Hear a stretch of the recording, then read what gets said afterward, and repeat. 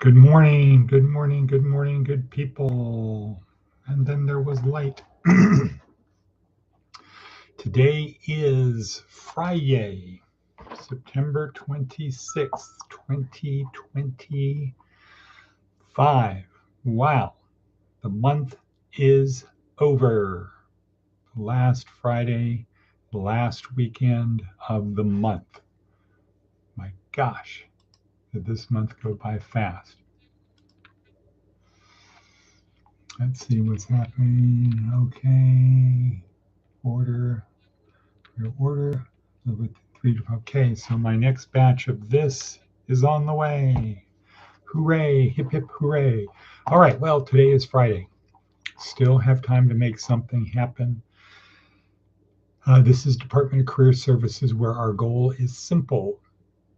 It's to help our students and interested people on their journey through this life. So if you're not a student and you're not an interested people, this ain't for you. You're welcome, but it's not really designed for you. This is more like Jesus saying you have to become like a child to enter the kingdom of heaven. If you already know everything, this is not for you. You're still welcome, but it's not designed for you. So your criticism, your criticalness are misplaced. It's like going to an ice hockey game and complaining there's not a soccer ball out there. It's misplaced. It's a different thing. It's not the same thing. It's a different thing. Okay, yes, I did get my hair cut yesterday. Yes, they added gray in so that I look older. Okay, cool. Today is the last Friday, day 5 in week number 3 of the State Penn workbook, as opposed to the Penn State workbook. This is a book for work. 4 hours a day, 28 days. Easy to do when you're in prison. Not hard to do in prison. A welcome relief while you're in prison. Prison is one of the greatest times there is to learn, for solitary autodidactic learning. The danger, though, is it's a lot of, you got to watch out for horizontal learning from people around you who are, let's just say, not the most educated people. So not better to go to get a higher education in prison, because the problem is the other students. But who cares about that right now? We are here. We're here. We're going to make it clear. Well, not really. It just rhymed. Okay, our theme of today. Start now. Start now. That should probably be a semicolon. Start now. Don't wait. Don't wait. So that's how on Tuesday, Seth Godin ended his TED Talk. Start now. We need it. We need people to change the status quo, to make things better, not bitter, better. So that kind of reminds me of Father Boyle, S.J., paraphrasing Reverend Martin Luther King, who said, "This is not the place you go to, this is the place you go from." Could we say that about the podcast? The podcast is not the thing you go to each morning, it's the thing you go from.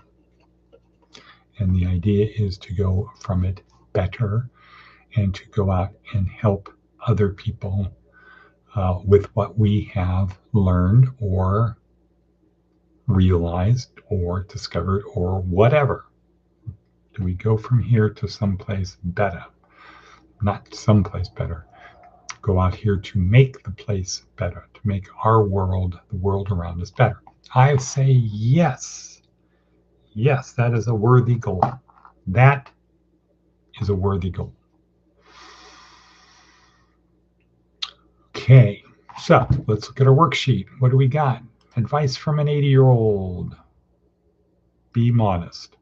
A lot was accomplished before you were born.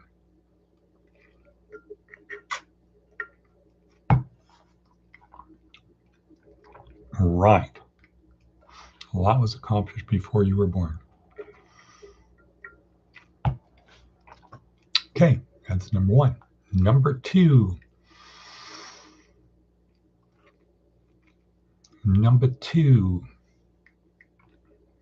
Let's see. How about Seth Godin? What does Seth Godin have to tell us today? Nails, glues, and screws. Perhaps this metaphor will help. Nails are the easiest to use and require the least skill. Glue can make a more solid bond, but it's often a one-way commitment. You can't undo it without damage. And screws are the most resilient. They require good judgment in their selection and skill in their application. They create a powerful bond, but can also be undone without a lot of fuss. Often we build our projects with nails. Sometimes we commit and use glue, but screws often yield the best productivity in the long run. They're not easier, but they might be better.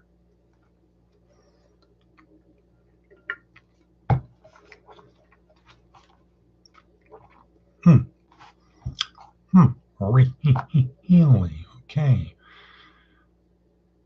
They're not easier, but they might be better. Okay, take more.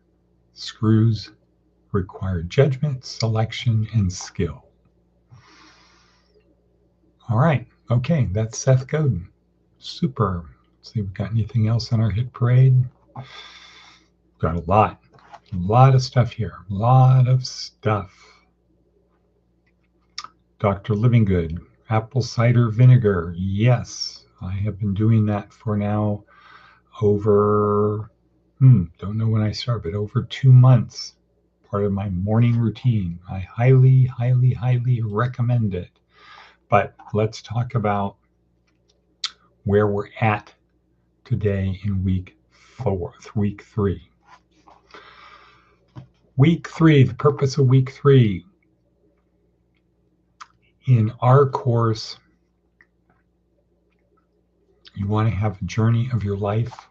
You want to have the experience of life. You want to make your life worth living so that when you're ready to shuffle this mortal coil, as we all will be one day, we will shuffle the mortal coil. Our mortal coil will no longer have a body that functions to be able to get us around and do stuff. We won't have a brain where we can think stuff. We won't have emotions where we can feel stuff. One day we will transcend this. Right.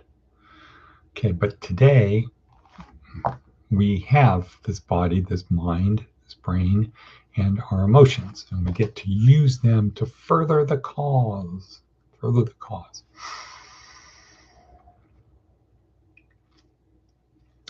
Week 1, we got the idea to look at life as an adventure, a journey. And we posed the question, who am I and why do I behave the way I do? And the who am I is on a cellular level or a subcellular level. Who am I on a subcellular level? And why do I do what I do?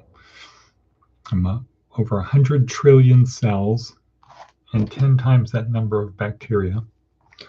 100 trillion cells, none of them know who I am, none of them care who I am, yet I have this body that I can control, I have a mind that can help me think, and I have these emotions that are unlike any other animal, any other creature. I have that going for me. Why? So if I can answer those questions, so that's what we're going to do. How do we make the most of this adventure we're on? How do we use our body, our mind, the gifts we have, the gift of our body, the gift of our mind, the gift of our emotions to have the best journey? So we use the metaphor of a boat. Well, I'm going to build this boat to take me on this adventure, on this journey of my life. And if I think about the boat, what do I need? I need some way to be able to get from where I am to somewhere else, because it's not much of a journey if I'm glued to a rock.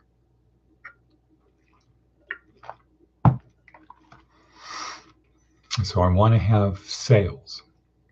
That way I can use the natural energy around me, wind. And I got to take care of the sails, because if the sails fail me, now it's pretty bad. Especially like if I'm out in the middle of my journey, I'm out in the middle of the ocean, and I have no sails, so I'm not really going to go anywhere. Ugh, not good. Okay, that's number one.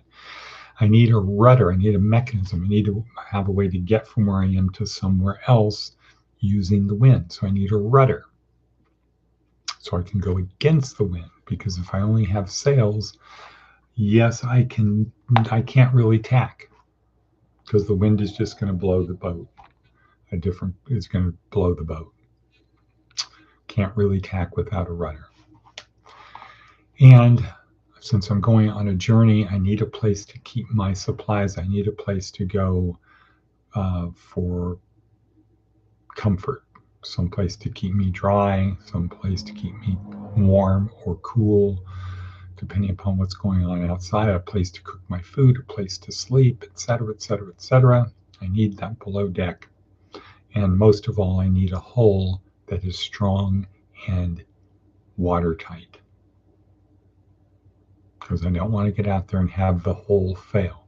If I have sails that are great, my rudder's great, I've got this great below deck, but I spring a leak, I hit something, or it just wasn't built right, a board bonk, pops off, I am going down.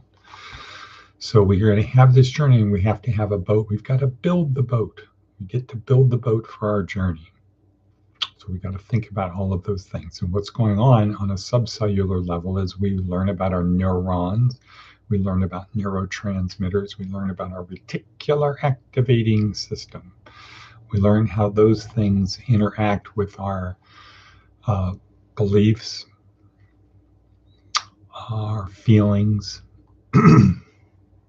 and how those things create this circle of I have a belief, there's some sort of stimulus that triggers the release of a neurotransmitter that makes me feel a certain way, that causes me to behave a certain way, which has an impact on the outcome, and the outcome tends to support my belief. So I want to be able to control that, right? All right, so now I got all that. I'm building my boat. I understand how my brain works. I understand how to program the RAS. I understand the importance or danger of feeding my brain with positive information. And now I realize I can't do it alone. I need other people. I need help. So I have to learn how to attract those people, how to get those people to want to help me. Cool, good system. So that's this week. That is this week. Outside my skull-sized kingdom, how do I get other people to help me on my journey? Because I can't do it alone. I cannot, morning Maticus von Atticus, I cannot have the adventure of my life if I'm doing it on my own. I need help, and I need the best people I can, because if I have bad people, they're going to lead me astray. Or the best case is they're not going to help me. Worst case is they're going to lead me down a path that is not good.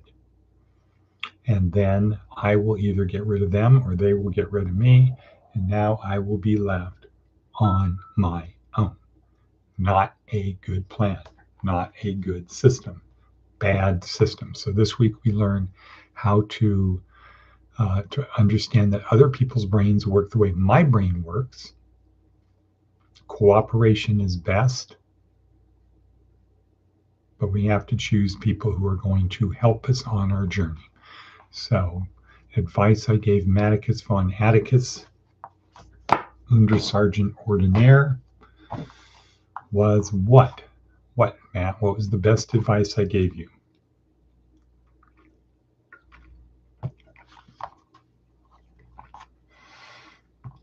What's the best advice I gave you, Matt?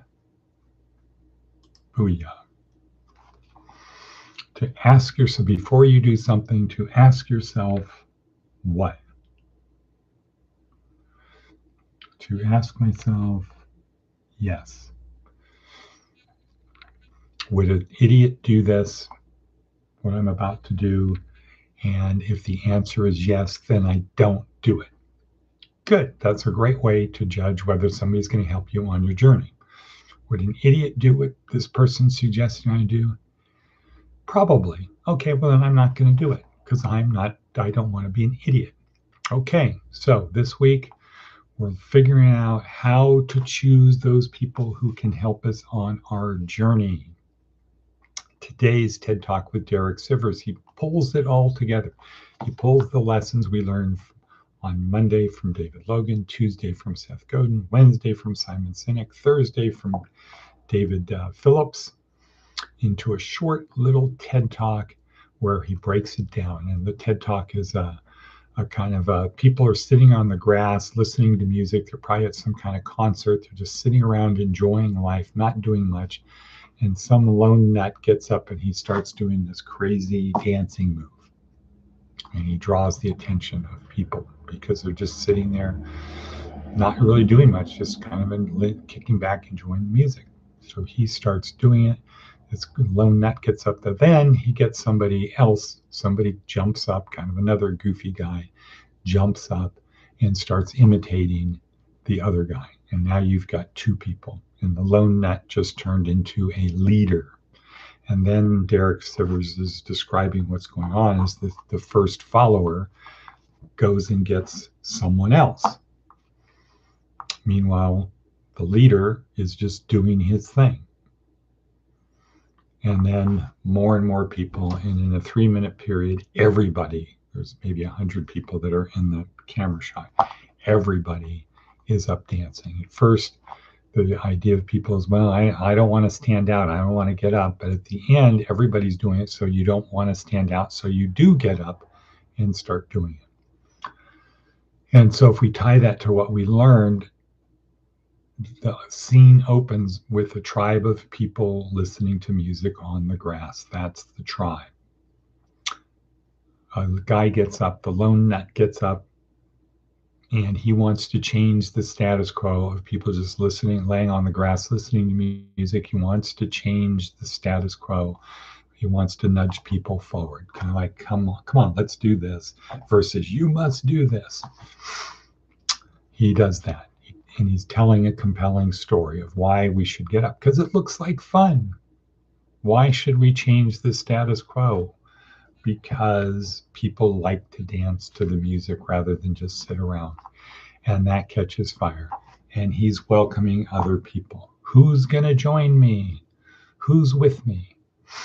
And then people one at a time, then 2 or 3, then 5 or 6, then 10 or 20, all start getting up and doing it. And then he continues, but you can't really see him in the screen anymore because now everybody's dancing. So we learned from Derek Sivers, that's how you do it. Join a tribe, nudge it forward, tell a compelling story. The story is why we should change the status quo. And you invite the people in. For the people who weren't getting up at first, nobody said, come on, get up. You got it. Nobody's dragging them out there. It's just, hey, we're having fun. If you want to be part of our compelling story, then join us. If you don't, that's okay. There's the guy next to you. There's people over there. We're not going to waste our time trying to force people to get up. If you want to do it, you can. Great. And then leading them, and which in this case, the leading them is just do your thing, man.